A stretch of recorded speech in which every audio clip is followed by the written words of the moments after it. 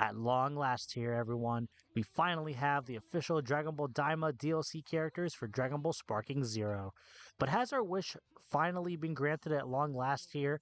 Has all of this waiting been actually worth it? Well, that's what we're going to be talking about and discussing here today, everyone, as we break down all the newest characters here finally released from Dragon Ball Daima at last here, as we go ahead and see, like I just said, what exactly is going on though with the fate and future for that matter, of Sparking Zero's DLC. Which timeline will we be going down here? Will it in fact be the good timeline, or could we instead be going down a much more darker timeline? Or is there a third route here where it's neither one or the other, but in fact a completely different one altogether here? So then, first and foremost, guys, if you like what you see from this video, please be sure to let me know what your favorite character is here that's been dropped as DLC so far, if you have one, from Dragon Ball Sparking Zero. But also, more importantly, the main topic here of this video, which characters do you guys all want to hopefully see return in the future here if Bandai Namco actually give us more than we can hopefully bargain for here? And by that I mean, hopefully down the line, Sparking Zero gets a lot more support from Bandai Namco. I'm looking at you, new additional maps to fight on from, of course, Budokai Tenkaichi 3 and the rest of the series as a whole here to expand upon this game and really make this title be the definitive Dragon Ball arena fighter experience here. Of course, it's not ever going to probably be as good as Xenoverse 2, since that also came a long, long way when that was first released. But for Sparking Zero here, more importantly, to keep on track here with what I want to say and get out, I really do hope, though, that we get more returning characters from Tenkaichi 3 and the rest of the series in the future here, so that this can be, like I said, the de facto Dragon Ball game. But for what we got so far, I'm looking at you there, Mini Super Saiyan 3 Vegeta. This is incredible, guys. Just these characters, having the opportunity to finally have these characters be fully playable here, and to, of course, fight against and whatnot, is an absolute blast. No pun intended there. So we've got not just Super Saiyan 3 Vegeta, but of course his Super Saiyan 2, and base forms as well, to round out the whole evolution line there for Super Saiyan. But also we have Glorio, Pansy, Majin Ku, Mini Goku, along with him being able to transform into Super Saiyan as well also, to really help, bring things here all together a la full circle, if you will. So for what we have so far, minus the stages, of course, which would have been awesome to have inspiration taken from Daima and have at least one or two of the Demon Worlds playable here as maps to fight on. It is what it is right now. Perhaps in the future, though, we can get them as DLC, hopefully free, as add-ons here for Sparking Zero, but for what it's worth, just these characters I'm looking at, it's a pretty good deal so far. We didn't get Super Saiyan 4 yet, the ultimate new reworked version of that for hopefully Mini Goku and then Adult Goku as well. But that is perhaps, from what I'm understanding here, how this DLC has been marketed and announced here and released in that sort of cycle here. I feel like Super Saiyan 4 is next on the horizon with the next Daima related DLC pack. There's no way we're not getting that form. If somehow that does happen, I will actually be incredibly shocked and honestly quite disappointed with Bandai Namco for dropping the ball there. I would have to definitely say that Super Saiyan 4 is most likely coming next, along with hopefully, how could I forget then for the villain side of things though, Goma, the main bad guy here from Dragon Ball Daima. Hopefully not just his giant form, but also his base form as well, where he's more tiny and confined with his magical scepter, which could be actually pretty cool to see in battle, if I'm being honest with you guys here. But also, yeah, his giant form as well. Can't not have Goma and just have his base form in this game. What the heck would that even be? I don't agree with that at all. So you have to have his giant form in there as well, to have the max power version of each character respectively, to be duking it out in battle and whatnot. So, like I said, hopefully Super Saiyan 4 Goku is on the horizon here. Hopefully it's just a little, a few months away, not too much longer than that, most likely. I'm going to speculate right now and just call it and say either, if not by the end of summer, then by the fall, sometime in the fall this year, that we could maybe expect Super Saiyan 4 Goku to actually finally drop, along with hopefully Goma and a few other characters as well, just to really shake things up, like maybe Majin Buu and whatnot. But I'm not entirely sure. Maybe perhaps miniature Supreme Kai, aka Shin. Maybe as a character here, because I mean he was omitted from the roster, even though he was playable in the Tenkaichi series beforehand.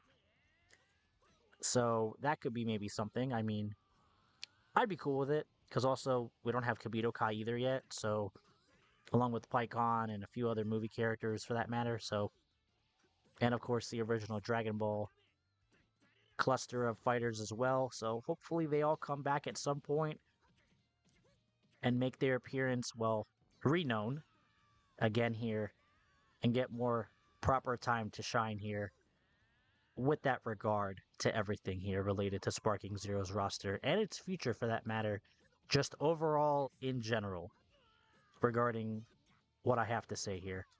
What do you guys think, though, real quick, about all this? What exactly is Sparking Zero's future to you? Do you think this game has a bright future? Do you guys all do you all believe that this game in fact does have a bright future ahead of it, or is it perhaps instead a little bit more grim in terms of what we can expect here? It's ultimately at the end of the day whatever Bandai Namco signs off on with wanting to do to support this game long term, which I fully agree with, and really want this game to be even better than it is right now with all these updates and everything implemented. It's not a bad game. Let me make that abundantly clear. Sparking Zero is not a bad game. It's not even a bad Dragon Ball game. It does have a lot of work that still needs to be put into it to make it truly feel like a real successor to Budokai Tenkaichi 3. That newest edition too, with the battle sound effects being able to be customized and switched via toggle back and forth between the original games and the newer ones here, is a decent start. I'll give Bandai Namco that much credit. I'll give, I'll give Bandai Namco that much credit. The sound effects are, like I said, a nice little neat addition here, but we're going to need a whole lot more than that to call this the true Budokai Tenkaichi 4. Oh, no, no, no, no, no, guys. So like I said, we need more maps, we need more characters, we need even perhaps a few new game modes. Whatever happened to, say, just survival mode, or even the Mission 100 from Budokai Tenkaichi 3, for example? That's the first thing that comes to mind here and pops into my head every time I reminisce on the Tenkaichi series from growing up and playing these games literally for hundreds, if not thousands of hours. And that's really saying something here for the longevity factor of these games. To not even just keep the content flowing, but the game modes and everything else offline. I'm a big offline player here. I have played this game online. I have dabbled in that realm here. And besides the constant cheesing and spamming methods and the even disconnecting at the end of a battle when you're so close to winning, I just can't. I just can't put myself through that much more longer. It's one thing to play with friends and everything like that who are local to you and, good old fashioned couch co op. You know what I mean? That's what I'd rather. Plus, there's no lag that way. There's no other sort of nonsense going on behind the scenes in terms of Wi Fi and whatnot. It's just you, your opponent, and the console of your choice and the game. And that's it. And that's all you really need here at the end of the day for this to be a truly fun experience. A truly fun Dragon Ball experience, for that matter. To really emphasize here, like I said, this is not a bad game by any stretch of the imagination. I'm not trying to bash on Sparking Zero here. I just want this game to succeed. It's not like, oh, in a year or two, this title will no longer be supported or whatnot with no other future DLC. That's not what I'm saying here. Let's just say a good 4 to 5 years down the line. We get all the other older characters from Budokai Tenkaichi 3, or the majority of them. A lot of other new characters from, say, you know, maybe a few more from Super or original Dragon Ball. Again, maybe not all of them come back, but a good majority of them, or the most popular ones, to really keep things to a minimum here so that way the roster's not completely overblown with too many types of one specific series here, but just for there to be a way for this game to truly shine even more than it already is. You know, these new updates, like I said, are very, very welcomed, in my opinion. And they, again, are helping to bring this game back to what I feel it can really, really, really, truly be.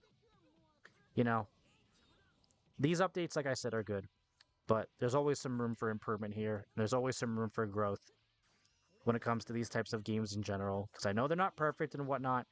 I'm not expecting Sparking Zero to be perfect. Heck, Budokai Tenkaichi 3 isn't even perfect. And all those games were basically developed and released within not even a year and a half to maybe 2 years back to back from each other in the span of the same console generation. So, you know, those games do reuse a lot of different assets and, like I said, recycle them unless there is a need for certain cutscenes or animations to be completely redone from scratch then for certain characters' movesets and whatnot. But for Sparking Zero, it's a completely different ballgame here. And I just hope and pray and wish that Bandai Namco continues to support this game, gives us new maps to fight on in the future here, along with, of course, new and returning fighters from all the different eras of Dragon Ball, and maybe even some obscure movie characters as well.